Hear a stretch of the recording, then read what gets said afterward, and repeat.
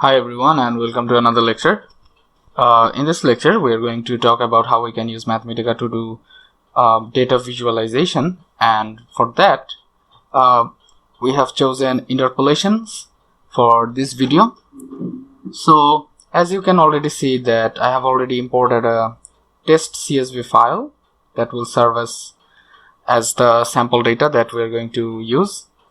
So you just have to type import and you just have to give the directory, and if you print it you can see that it's a more of a biological science problem. It gives us this following data set and it contains time, glucose and insulin, and these are the entries.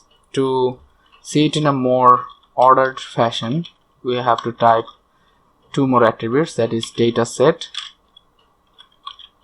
and we have to type headers because we want to see the headers, and all of this will be goes to 1. If you do that, this is the Excel datasheet that we are importing, and you can see that this is the time, this is the amount of glucose that is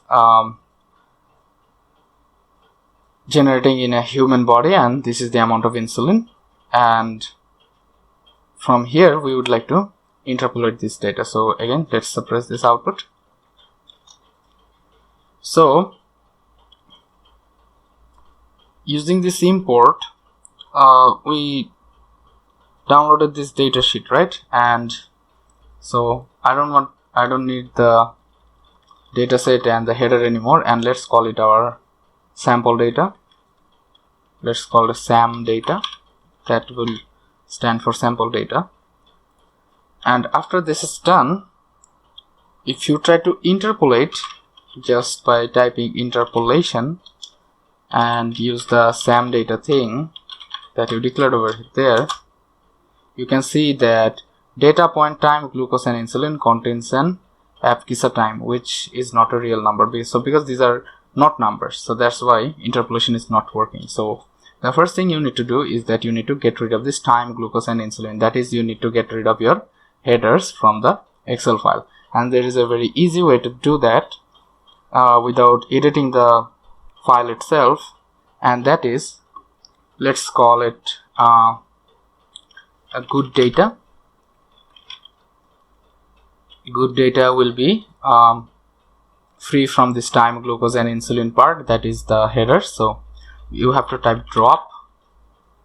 Inside drop, if you put your cursor on the drop, you can see that it will take a list and it will drop the n elements.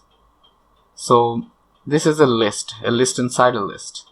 So first we need to do is that we need to have our sample data over here, and we need to drop the first row, that is the time, glucose and insulin. That is not a number. So if you do it, then you can see that the time, glucose and insulin, they are gone. So this is good. And after this is done, we need to go to the next line, and okay, let me just get rid of this cell. And the first thing we want to do is that we want to have a time versus glucose interpolation. So let's call this a glucose data, and here we only need the first column and the second column, right? Because it had time, glucose and insulin. So glucose was in the second column. To get our glucose data, we have to use this good data thing first. So just type good data. To access it, you have to put 2 third brackets, because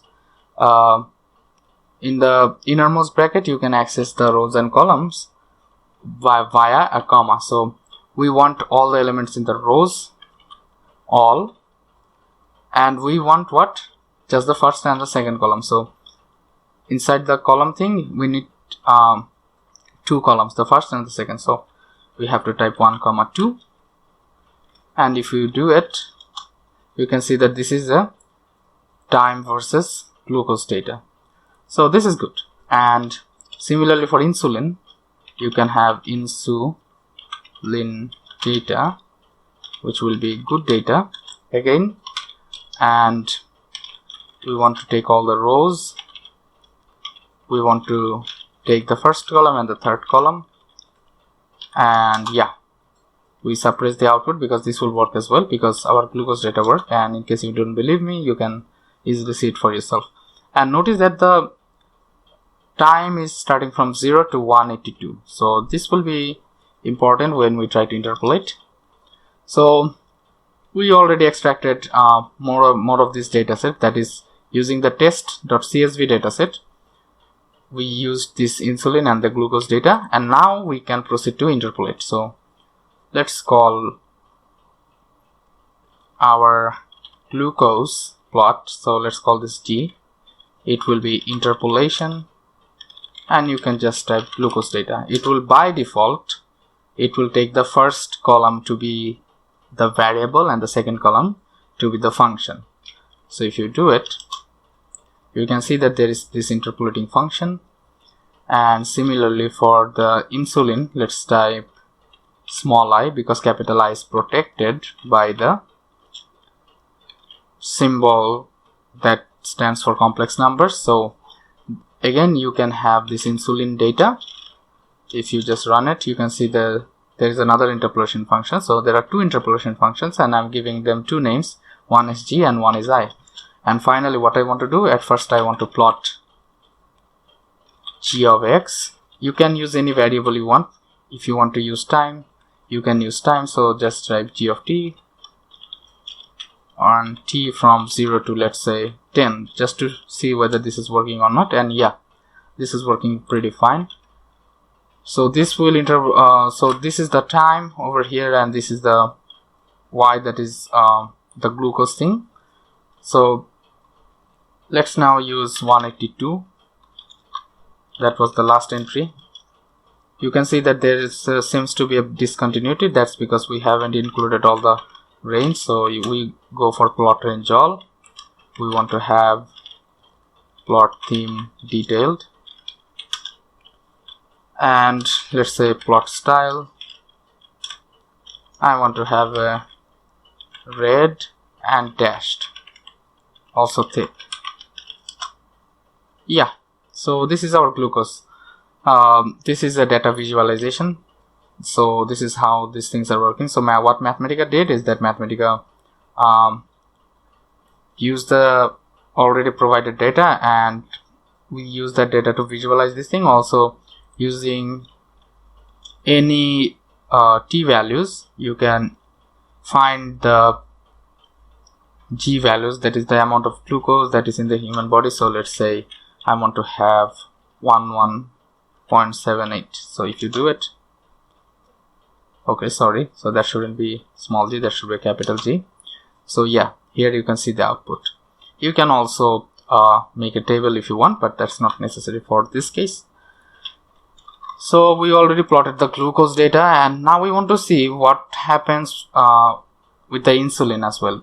We can plot the insulin separately, but let's just plot it together, because we want to see what happens if your glucose gets very high, and then a certain amount of insulin is put into your body, and when they become when they reach in the equilibrium state. So also you can use I of t 0 to 182. Yeah, but here notice that this is also getting red as well. So what we want to do now is that we want to have our plot style changed, and here you want to have, let's say, blue. Let's try to see if this works. Yeah, so this is our insulin curve over here, and you can obviously see that this is a very nice plot. And if you just get rid of this plot style as well, this detail thing will take care of all the other things. That is, this glucose is blue color and the insulin is this color, and from here you can compare the data. And also if you just use the range which is outside our interpolation points, you can plot it as well.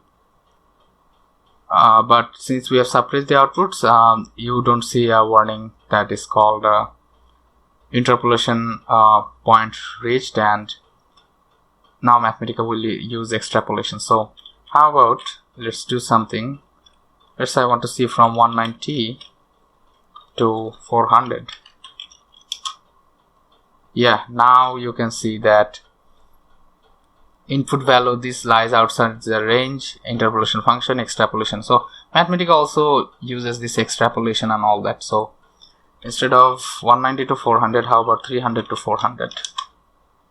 So yeah, you can see these things. And what about when it goes to 700? See, there is some point when the amount of glucose will go down and the amount of insulin will cross it. So these are all interesting things, and you can obviously generate graphs of it using a table command over here. And this kind of graphs will actually be helpful when you compare big data sets.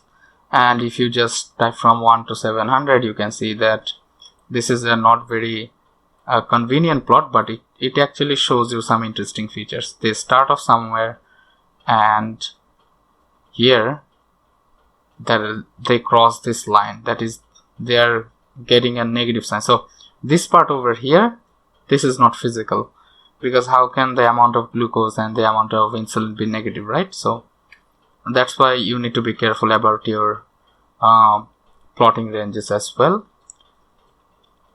And why we care about this interpolation? Because interpolation and extrapolation are great ways to visualize data.